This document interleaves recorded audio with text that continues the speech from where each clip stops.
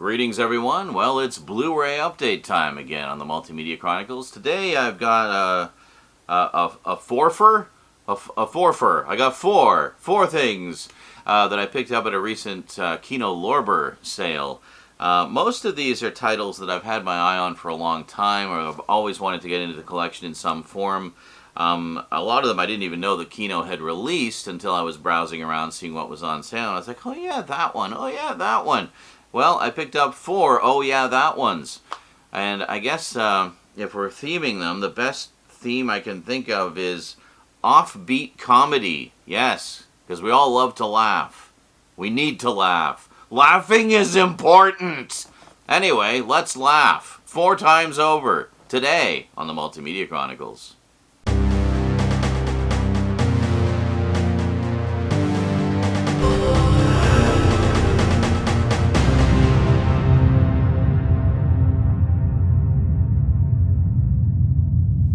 Welcome back. Well, these first two, I guess you could kind of classify as zany all-star ensemble comedies, kind of. Well, the first one is a really interesting one, and I remember it made a lot of waves when it first came out. It was it was produced by John Landis, directed by Joe Dante, Carl Gottlieb, Peter Horton, John Landis, and Robert K. Weiss. And starring, according to the back, lots of other actors. What am I talking about? Amazon Women on the Moon. Yes, this is such a strange film. It's very episodic, I guess, like sketch-based. I remember seeing it a bajillion years ago.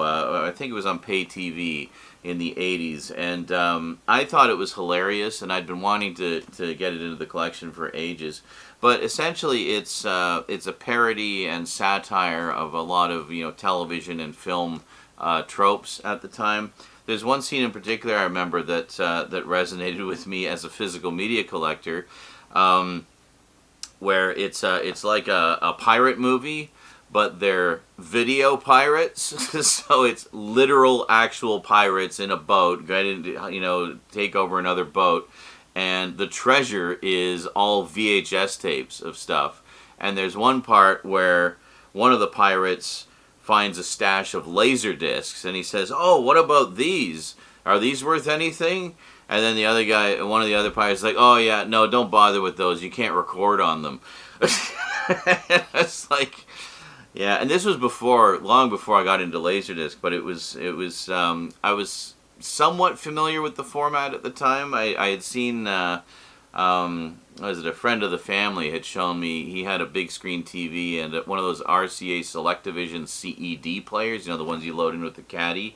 So I thought that Laserdisc was kind of similar to that, which I guess it was in a way because it was a disc. But anyway, I'm just rambling about Laserdisc now. Amazon Women on the Moon. Crazy movie, a lot of fun. Glad to finally have it in the collection. Let's just take a quick peek at the front and the back here. I'm not going to bother doing full, close-ups like I've been doing with a lot of the updates lately, because, Kino, as much as the contents are great, their disc art is not. It's just the same boring disc art for all their releases, with some exceptions, but for the most part, they're all the same. So let's take a quick close-up look at the front. I do love the painted artwork on there. You just don't see that anymore. But these kind of like all-star comedy, zany films were very much a staple of the 70s and 80s. I think ever since It's a Mad, Mad, Mad, Mad World kind of kicked that off. You had just a whole bunch, actually going back to the 60s now that I think about it. But yeah, you just don't see a lot of those anymore. So anyway, this wonderful painted cover with, as you can see, all-star cast, even Mr. Potato Head. So then if we flip it around, if you want to pause there, you can get a little description. And you might already recognize some familiar faces in the 2 screenshots there. But quite a lot of extras on here, actually. We've got audio commentary by film historians Kat Ellinger and Mike McPadden. The True Story of Amazon Women on the Moon, featurette with directors John Landis, Joe Dante, co-editor Marshall Harvey, casting director Julie Seltzer, and actress Belinda Balaski. Newly discovered outtakes and dailies from Joe Dante's personal archive. That is so cool that they found those. And you got more outtakes, which I'm guessing were on previous releases, deleted scenes, and the theatrical trailer. And you actually have it in 2 aspect ratios. You've got it in the theatrical 1.85 to 1 widescreen aspect ratio, as it would have been shown in theaters, and the uncropped open matte 1.37 to 1 version. So you actually get the full frame as it was originally filmed, uncropped, which I guess is how they would have shown it on television, maybe? I don't know. But I know that for theatrical exhibition, those tended to be cropped to 1.85 to 1. I know that because I used to be a projectionist, and that's how we would always project those. It was very rare for 1.85 to 1 films to come in with actual black bars on the frame. We would actually matte them off manually with a lens attachment. So there you go. Little fun fact about film projection for you. So next up, another all-star cast zany comedy of doom. This time we have the star of Airplane, Robert Hayes, in Take This Job and Shove It. Yes. I don't know if I ever actually saw this one. I certainly remember the song, because the song was a huge hit. So this one has, let's see, it's directed by Gus Triconis. No idea who that is, but stars Robert Hayes, Barbara Hershey, David Keith, Tim Thomerson, Eddie Albert, Penelope Milford, and Charlie Rich, with special appearances by Martin Mull and Art Carney. Yes, Ed Norton himself. So there we go. So take a little look there.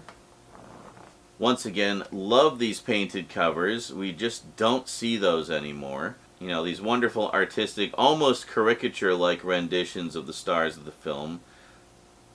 And then if we flip it around, not a lot of extras on this one. We got an image gallery and theatrical trailer, but if you want to pause there, you can just read the back and get the gist of what this one's about.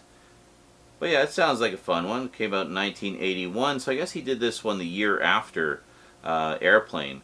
Robert Hayes was quickly gaining a reputation as a comedic actor, but he did do some serious stuff as well, which we'll cover in some other updates.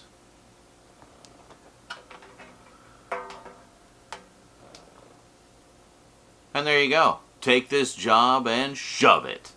Gotta love that. Next up, we have not a zany all-star ensemble one this time, but definitely an odd one.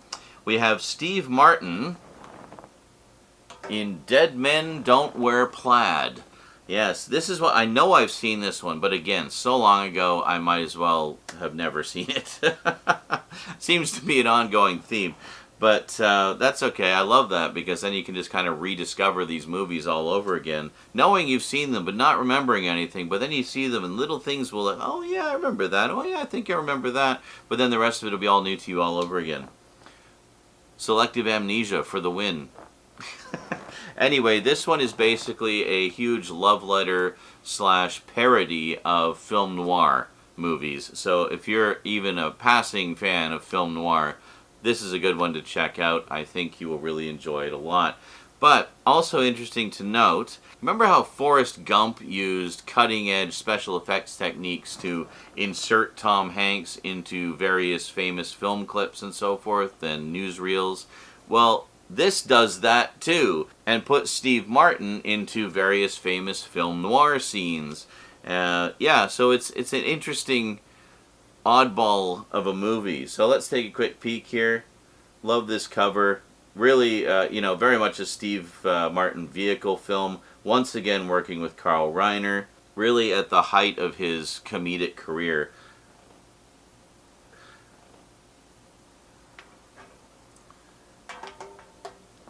And then if we take a look on the back there, yeah, we got a few extras on here. Got audio commentary by filmmaker Alan Arkush and film historian filmmaker Daniel Kramer, radio spots, TV spots, and theatrical trailer. So I guess no extras with anyone who actually worked on the movie, but hey, I'm sure, we'll have some interesting insights into all the little references and whatnot sprinkled throughout the movie.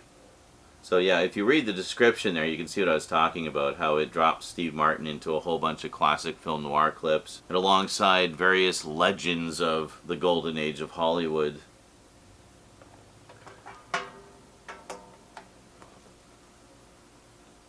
So yeah, there you go. Dead Men Don't Wear Plaid. Looking forward to checking that one out again.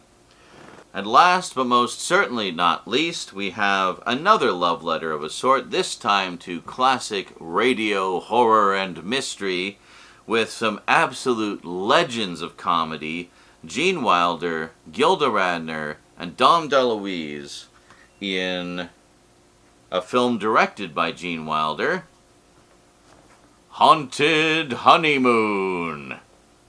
That font looks kind of familiar. Huh.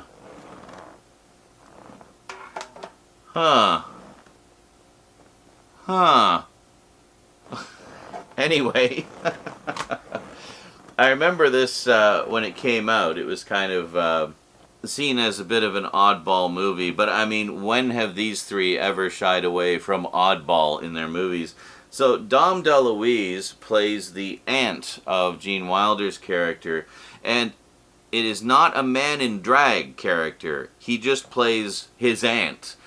So, yeah, again, I vaguely remember seeing this years and years ago. I remember the reviews were kind of mixed. Some of the critics thought some of the humor was a little forced or whatever, but whatever. Grow a funny bone, people. Don't take things so seriously all the time. It's just a bit of silly fun.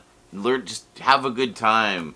But anyway, most of you will know I'm a huge fan of old-time radio. We've listened to a lot in sort of special streams and sometimes on the Discord and whatnot. And I love that stuff. So for me, this kind of parody, satire, homage, love letter, etc. is right up my alley. So when I saw this one on Kino's website, I was like, oh yeah, that one. Is so many that you forget about it over the course of your life. But seeing it on the website, I was just like, oh yeah, I got to get that one. I've been wanting to see that again for ages. So let's take a quick peek at the cover here.